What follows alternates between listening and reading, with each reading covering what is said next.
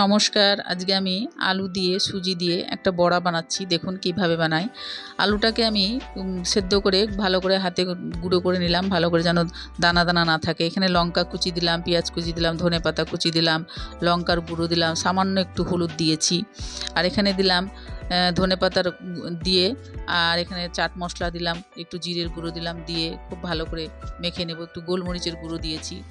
এখানে দিলাম কর্নফ্লাওয়ার, এখানে দিলাম সুজি, দিয়ে খুব ভালো করে মেখে নেব। লবণটা পরে দিব, লবণটা দিয়ে সঙ্গে সঙ্গে মেখে করে নেব, না তো নরম হয়ে গেলে বড়াটা আর হয় না হাতের মধ্যে দিয়ে।